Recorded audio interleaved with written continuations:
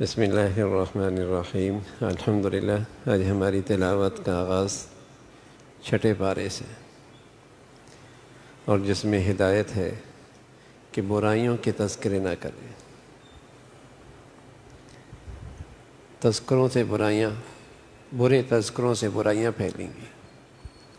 ہاں، مظلوم ظالم کے ظلم کا تذکرہ کر سکتا ہے، یا کہ ایسی برائی جس سے دوسروں کو نقصان پہنچ سکتا ہے انہیں آگاہ کر سکتے ہیں۔ کسی کی برائی ایسی خطرہ ہے کہ اس سے دوسرے بھی دھوکہ کھا لیں گے، دوسروں کو بھی نقصان ہوگا، اس کا تذکرہ کیا جا سکتا ہے۔ اس لیے قرآن میں منافقین کے تذکرے بار بار آ رہے ہیں۔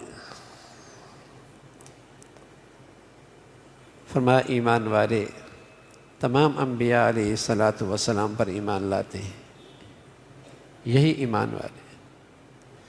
بعضوں کا انکار، بعضوں پر ایمان، یہ بھی حقیقت میں کفر ہے۔ اللہ کے ہر نبی، ہر رسول پر ایمان، یہی ایمان ہے، یہی مسلمانی ہے۔ بعضوں کا انکار، بعضوں سے دشمنی، بعضوں پر ایمان، یہ بھی کفر ہے۔ پھر یہود کے جرائم کا تذکرہ ہے۔ کہنے لگے آپ کی بات مانیں گے، لیکن ہمارے پاس کوئی اللہ کی طرف سے براہ راست پیغام آنا چاہیے۔ فرمایا اسی قسم کی گستاخی ان کے آباء و اجداد نے بھی کی تھی، کہ جب تک کہ اللہ کو سامنے دیکھ نہیں لیں گے ہمیں یقین نہیں آئے گا۔ پھر اللہ کی ان پہ پکڑ آئی۔ یہ حضرات انبیاء کے قاتل ہیں۔ حضرت عیسیٰ علیہ السلام کے قتل کی بھی درپے ہوئی ہے۔ اللہ نے انہیں حفاظت کے ساتھ آسمانوں پہ اٹھا دیا۔ یہ لوگوں کا مال ناحق کھاتے ہیں، سود خور ہیں۔ یہ برائیاں یہود کی تھی، اور وہ جراثیم آج مسلمانوں میں بھی ہیں۔ حضرات انبیاء علیہ السلام کا تذکرہ فرمایا اسی طرح نصارہ بھی اپنے دین میں غلو کرنے لگے، اور کہنے لگے کہ عیسیٰ ہی خدا ہے، اور بس اوقات کہنے لگے کہ عیسیٰ تین میں سے ایک حصہ ہے، خدا کا ایک حصہ ہے۔ روح القدس، بیٹا، ماں، تینوں ملا کر خدا، ان میں ایک حصہ عیسیٰ علیہ السلام۔ فرمایا حضرت عیسیٰ علیہ السلام کی اپنی تعلیم تو یہ ہے کہ وہ اللہ کے بندے ہیں، اور انہیں اللہ کی بندگی پہ کوئی عار نہیں ہے۔ یہ تو اعزاز ہے، سعادت ہے اللہ کا بندہ ہونا۔ انہیں خود کوئی اس پہ عار نہیں ہے۔ پھر فرمایا سورۃ نساء کے شروع میں جس طرح خواتین کے حقوق کا تذکرہ تھا، خاص طور پہ وراثت کے معاملے میں، آخر میں پھر وہی تلقین ہے عورتوں کی وراثت کے معاملے میں، اس میں کوتاہی نہ ہو، ان کی حق تلفی نہ ہو، اس کی تاکید دوبارہ کی گئی۔ پھر سورہ مائدہ ہے، مائدہ دسترخوان، ایک واقعہ ہے اس میں دسترخوان کا تذکرہ ہے، اسی نسبت سے اس سورت کا نام مائدہ ہے۔ اس کے آغاز میں ایمان والوں سے کہا کہ جو تم کسی سے عہد کرو، معاہدہ کرو، معاملات میں اس کو پورا کیا کرو۔ اسلام میں عہد کی اور معاملات کی بڑی اہمیت ہے۔ اب یہ عہد لین دین میں بھی ہوتے ہیں، اور یہ عہد اور معاہدے میاں بیوی کی صورت میں جو نکاح ہوتا ہے وہ بھی ہوتے ہیں۔ یا کہیں کوئی ملازم بنتا ہے اور طے ہوتا ہے کہ اتنے پہ یوں ہوگا، تو اس کا لحاظ، اس کا خیال رکھو۔ یہ معاملات ہیں، انہیں پورا کیا کرو۔ اور اسی طرح شعائر دین، اس کا احترام کیا کرو۔ ایک دوسرے کے ساتھ تعاون ہونا چاہیے، لیکن اسلام میں تعاون کا اصول ہے کہ وہ تعاون نیکی کی بنیاد پر ہو، گناہوں کی بنیاد پر نہ ہو۔ کیا کریں، ناراض ہو جائیں گے، تو یہ خیال کیا کرو کہیں ایسا نہ ہو کہ تمہارے اس کو راضی کرنے سے اللہ ناراض ہو جائے۔ تو تعاون تو ہونا چاہیے، لیکن اس کا تعاون کا اصول ہے اسلام میں کہ وہ تعاون نیکی کی بنیاد پر ہو، تقوی کی بنیاد پر ہو، وہ تعاون برائیوں کے ساتھ نہ ہو۔ وہ دوستیاں کل دشمنیوں میں بدل جائیں گی جس کی بنیاد برائی تھی، اللہ کی نافرمانی تھی۔ نیکی میں ایک دوسرے کا تعاون کرو۔ زمانہ جاہلیت میں جن چیزوں کو حلال سمجھا جاتا تھا ان کی حرمت کا تذکرہ ہے کہ اس سے ایمان، اخلاق بھی خراب ہوتے ہیں، جسمانی روحانی صحت بھی خراب ہوتی ہے۔ خنزیر ہے، خون ہے، غیر اللہ کے نام پہ نظر و نیاز ہے، ان کی حرمت کا تذکرہ ہے۔ پھر ایک عظیم الشان خوشخبری ہے اس صورت میں، اور اللہ کی طرف سے ایک پیغام ہے کہ ہم نے تمہارا دین مکمل کر دیا، اپنی نعمت پوری کر دی۔ جب مسلمانوں کے پاس یہ خوشخبری آئی تو وہ مسلمانوں کا بہت بڑا دن تھا، بہت بڑا دن۔ یہودیوں نے جب یہ سنی یہ آیت اور یہ خوشخبری تو کہنے لگے ہمارے مذہب میں آتی تو ہم اس کو عید مناتے۔ حضرت عمر فرمایا کرتے تھے اللہ نے جس دن ہمیں یہ خوشخبری دی اس دن ہمارے دو عیدیں تھیں، جمعہ کا دن تھا اور عرفہ کا دن تھا، عصر کا موقع تھا۔ اللہ کے نبی پر یہ آیت اتری، الیوم اکملت لکم دینکم واتممت علیکم نعمتی ورضیت لکم الاسلام دینا، کہ تمہارا دین مکمل ہے۔ اب اللہ تعالیٰ نے تو پوری زندگی کا ایک دستور دے دیا، لیکن ہم پھر بھی غیروں کے محتاج ہیں۔ زندگی کا طریقہ ہمارے پاس ہے جو اللہ نے ہمیں دیا ہے، اور ہماری زندگی کی نقالی دیکھیے۔ تجارت کس کی نقالی ہے؟ تجارت کس کی نکالی ہے؟ خوشیاں کس کی نقالی ہیں؟ تعلیم کس کی نقالی ہے؟ ہر چیز ہم نے غیروں سے بھیک مانگ کے اختیار کر رکھی۔ اللہ نے اتنا بڑا انعام دیا تھا کہ تمہیں اللہ نے ایسا دین دیا، کوئی زندگی کا پہلو ایسا ہے نہیں جس میں اس دین میں رہنمائی موجود نہ ہو اور مشکل کا حل موجود نہ ہو۔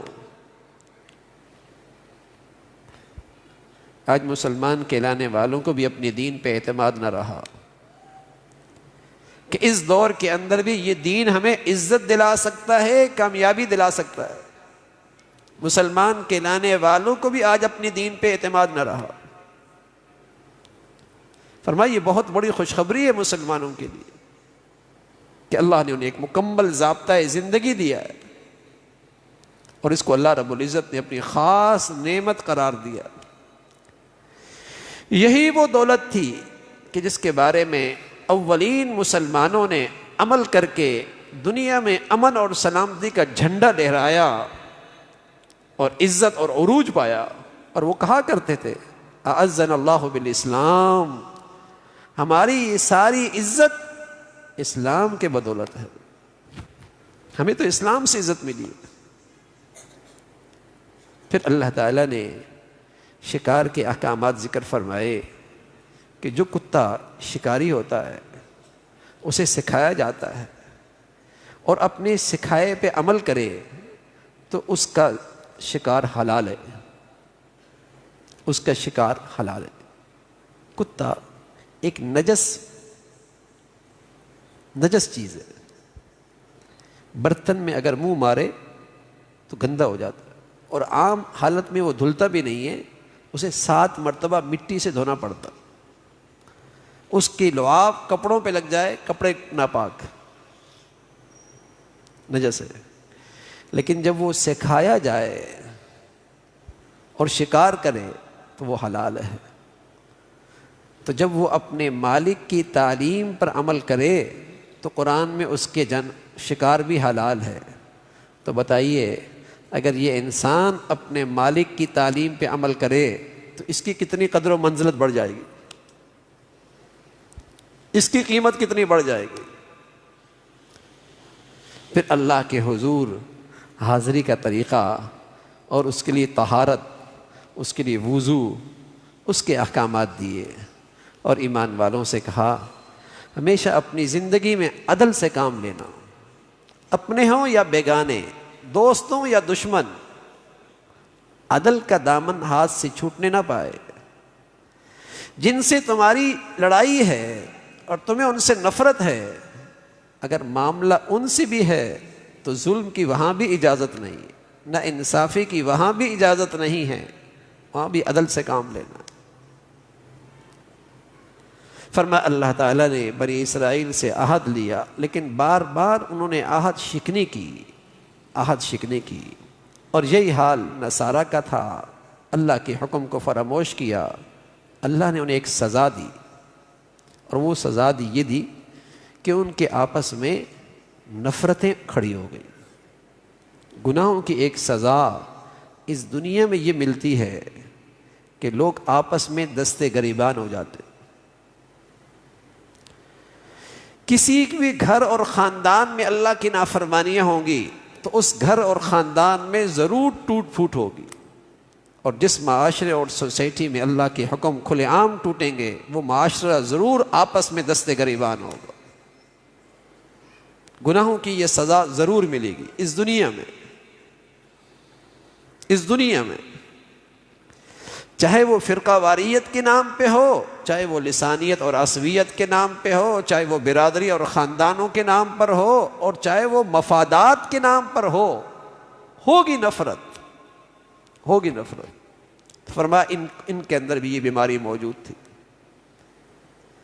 پھر اللہ تعالیٰ نے حضرت موسیٰ علیہ السلام کی قوم کے پر جو اللہ کے احسانات تھے اس کا تذکرہ فرمایا، لیکن اس قوم نے اپنے نبی سے بڑی بے وفائی کی۔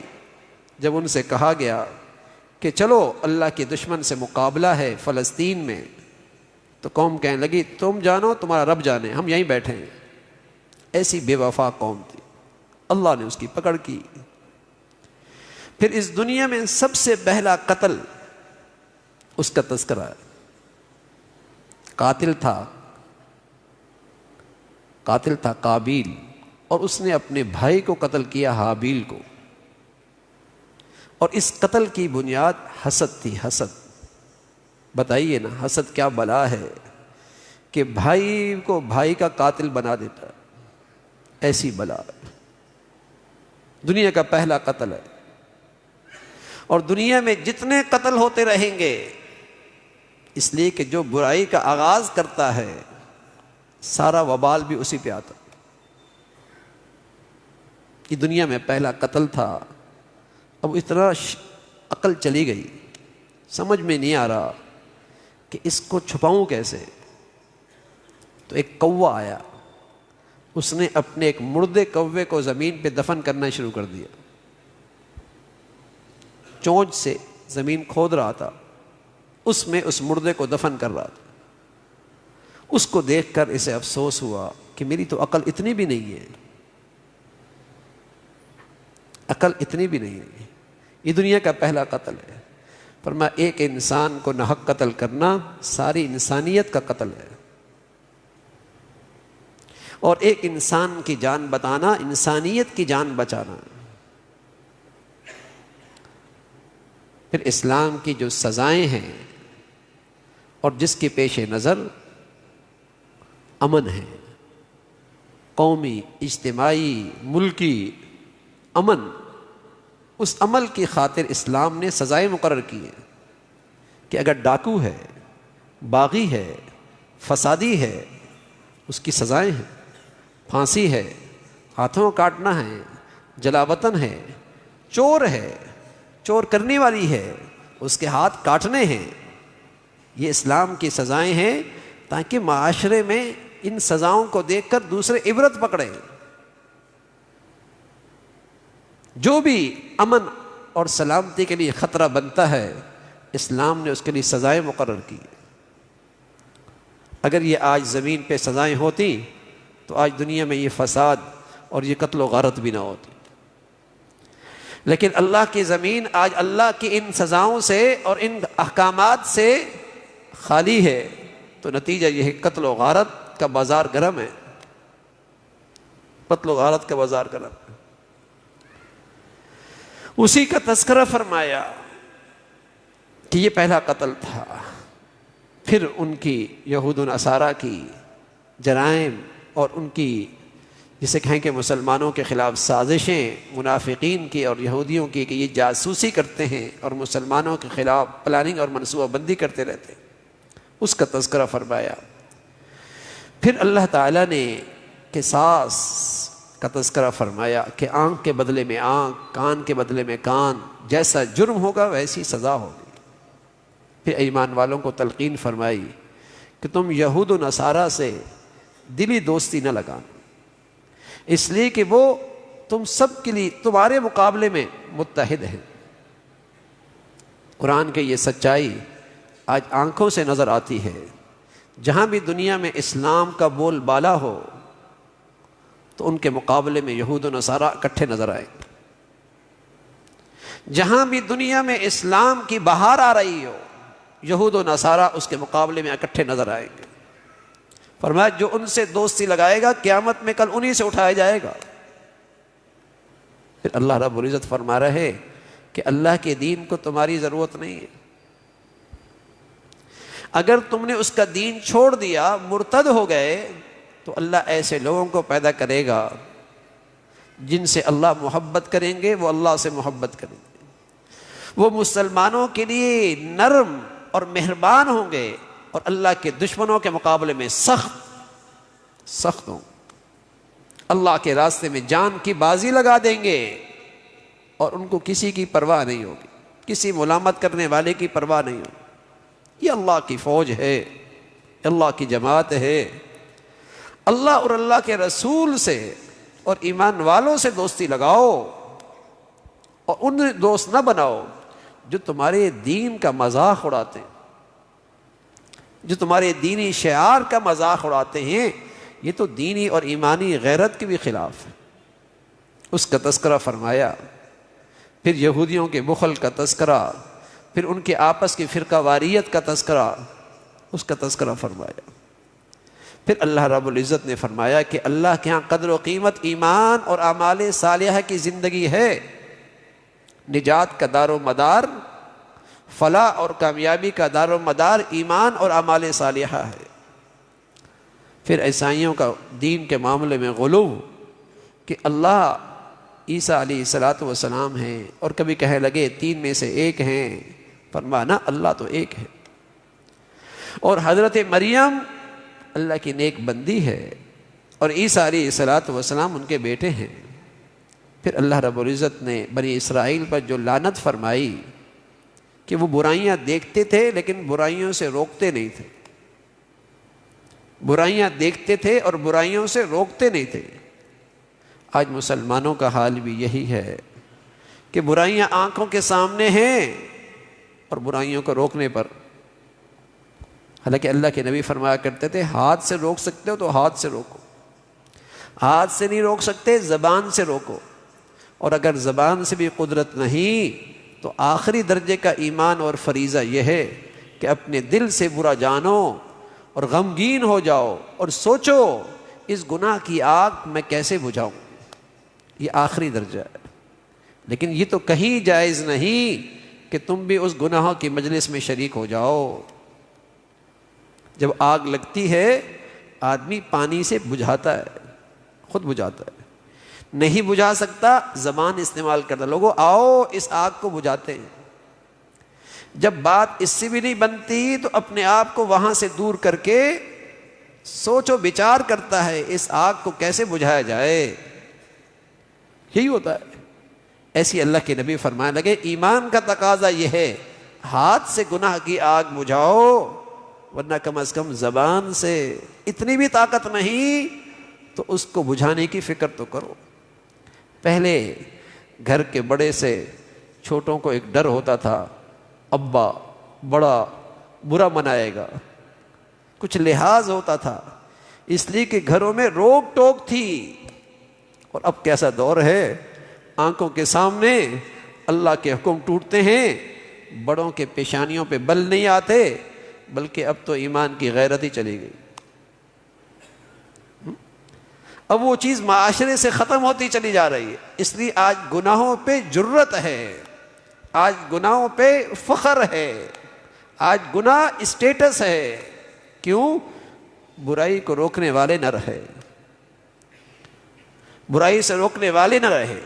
فرمایا جس معاشرے میں یہ مصیبت ہوتی ہے وہ معاشرہ اللہ کی رحمت سے محروم ہوتا ہے، وہ معاشرہ اللہ کی رحمت سے محروم ہوتا ہے۔ اسی کا تذکرہ فرمایا اور ساتھ فرمایا کہ مسلمانوں سے دشمنی میں یہود اور مشرکین سب سے آگے، مسلمانوں سے دشمنی میں یہود اور مشرکین، یعنی یہود اور ہندو جو مشرک ہے، یہ مسلمان دشمنی میں سب سے نمایاں ہیں، اور نصارہ جو سچے اپنے مذہب پہ عمل پیرا ہوں وہ مہربان ہوتے ہیں، ان کے دلوں میں مسلمانوں کے لیے نرم گوشہ ہوتا ہے، بشرطیہ کہ وہ اپنے سچے عیسائی مذہب پہ عمل کرتے ہوں۔ لیکن آج دنیا میں جو عیسائی موجود ہیں وہ یہودیوں کے زیر اثر ہے، وہ یہودیوں کے زیر اثر ہے، یا پھر لا مذہب ہے، یا لا مذہب ہے۔ اس کا تذکرہ فرمایا۔ اللہ تعالیٰ عمل کی توفیق نصیب فرمائے۔ سبحانک اللہم بحمدک، نشہد ان لا الہ الا اللہ، نستغفرک ونتوب الیک۔